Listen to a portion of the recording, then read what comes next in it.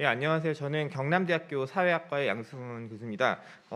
지금까지 이제 발표도 굉장히 잘 듣고 이제 송재섭 실장님의 토론도 잘 들었는데요.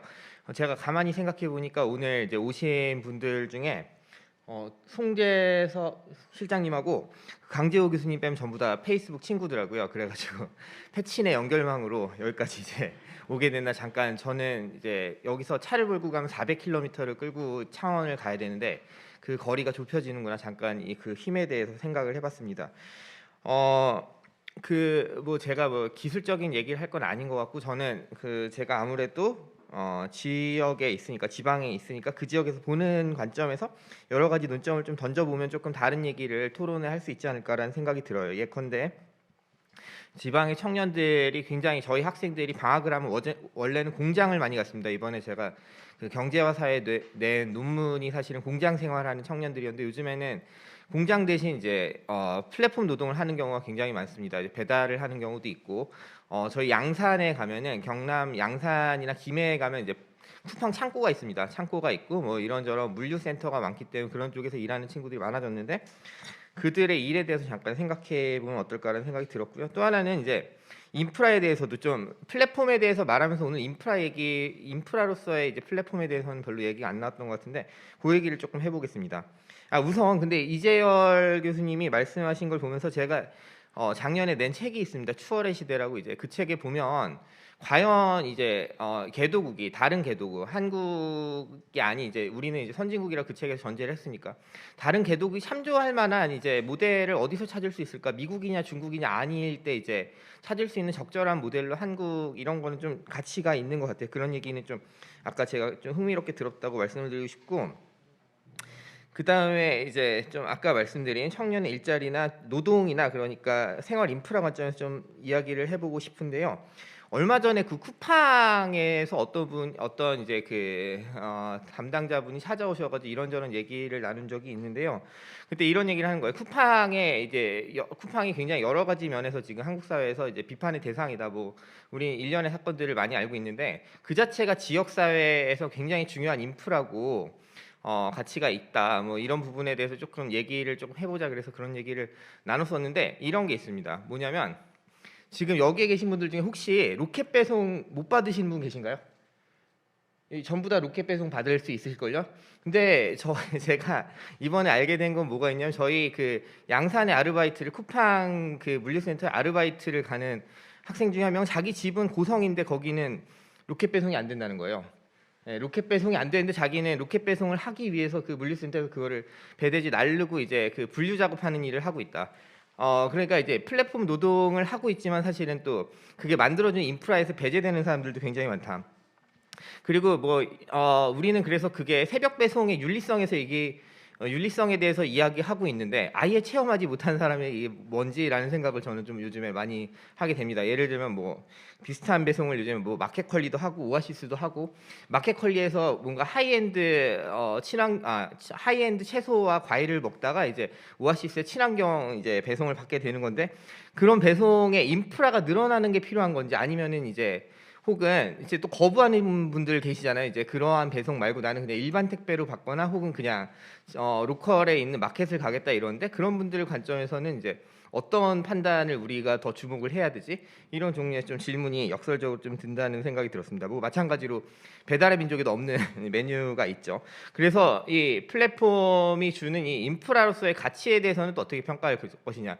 예를 들면 2010년대 초반, 2000년대 말에 굉장히 이제 도시 논의에서 많이 나왔던 게 뭡니까? 이제 우리 뉴타운 많이 뉴타운을 많이 이제 세우면서 반대가 세워질 때 젠트리피케이션 논의가 있었는데, 사실은 그런 얘기를 요즘에 제가 마산에서 가만히 이렇게 서갖고 보면, 아예 젠트리피케이션이 안 벌어지고 여기는 영원히 그럴 확률이 없는 지역에서 젠트리피케이션을 어떻게 해석해야 되지?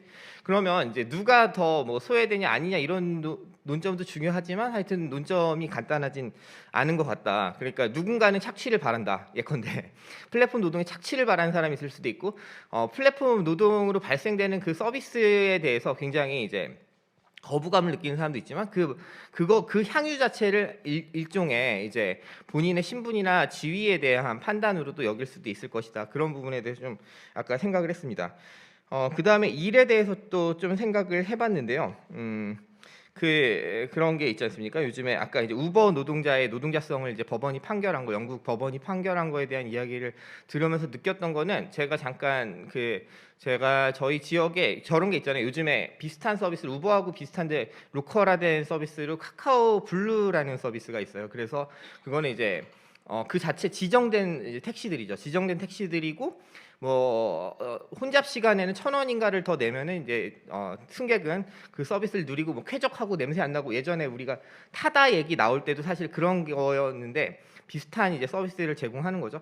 뭐 근데 이제 그게 있고 또 이제 카카오 T를 통해서 이제 배차를 해주는 이제 플랫폼 서비스를 하고 있는데 그거에 대해서 지역마다 조금 대응이 다르다. 우리는 그냥 지금 그 서비스가 왠지 뭔가 장악하고 있다는 느낌이 들지만 또 지역에서는 어떤 지역에 가면은 카카오를 일부러 이제 여전히 거부하면서 버티면서 1년에 이제 패턴을 만드는 것도 있고, 물론 이제 지져, 보통은 지져. 이제 그러니까 지역에 있는 택시 노동자들이 대응했을 때 보통은 지는데 그래도 뭔가 유의미한 패턴을 만들 수도 있고, 혹은 서비스를 이제 카카오는 이제 돈을 내야 하잖아요. 기사들이 이제 돈을 내야지 배차 순번을 빨리 받게 되거나, 혹은 카카오가 이제 지금 택시 회사를 인수하고 있죠.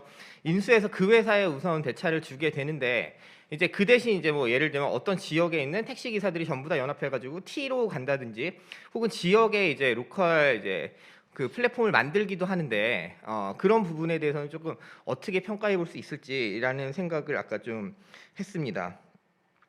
근데 이제 그런 거예요. 그럼 지역에서 왜 가능할까를 생각해 보면, 이제 서울에서야 워낙 익명성이 있는 도시이기도 하고 이게 뭔가 로컬이란 것 자체가 존재하지 않지만 매일 대면하고 다 뭐 이게 좋은 걸지 안 좋은 걸지 모르겠으나 뭐 형님 동생이기도 하고 같이 축구도 하고 이렇게 이제 기사들이 연결돼 있어요. 그러니까 이게 뭐 나이와 상관은 없겠지만 그런 연결망이 이제 그 비공식적인 연결망이 있어가지고 이제 그런 방식으로 연대한 사람들은 뭔가 작동시킬 수도 있고, 그러면 제가 플랫폼 노동을 거부하자 이런 종류의 이야기라기보다는 다른 종류의 교섭력을 조금 형성할 수 있지 않을까. 그러니까 우리가 플랫폼 이 경제가 작동하는 거에서 되게 중요한 건 제가 볼 때는 도시와 그 익명성과 분절된 개인이라는 것들이 일종의 전제 같은데, 만약에 그 전제들이 조금 비틀어져 있고 다른 방식으로 조직되어 있는 인간들이 있다면 이게 또 다른 방식의 패턴을 우리가 계속 뭔가 공공이 뭔가 혹은 시민이 조금 더 영향력을 끼치고 노동하는, 이제 본인이 플랫폼 노동자인지 자영업자인지 여러 가지 하여튼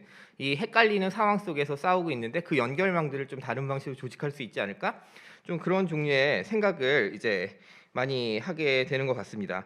그리고 이제 뭐 뒤에 설문조사는 굉장히 재밌었어요. 두 분의 설문조사는 결과를 해석하는 건 굉장히 재밌었는데 이게 약간 닭달걀, 닭이야 달걀이야 이게. 그러니까 정치가 영향을 미쳐서 이러한 인식을 이제 AI에 대한 인식을, 플랫폼에 대한 인식을 만드는 것인지, 혹은 이 플랫폼이 만드는 뭐 예를 들면 뭐 필터 버블이나 뭐 여러 가지 알고리즘 기제가 이들을 또 일정 방향으로 끌게가 되는 것인지, 이건 사실은 굉장히 중요한 논점. 그러니까 이게 어떤 방향에서 보는지에 따라서 굉장히 다른데, 다른 방향에서 한번 읽어주신 거에 대해서 저는 굉장히 흥미롭게 읽었고 많이 공부를 한 것 같습니다. 앞에서 이제 송 실장님이 이제 길게 토론하셨으니까 저는 플로어에서 조금 더 말을 많이 하는 걸로 하겠습니다. 저는 요만큼 하겠습니다. 감사합니다.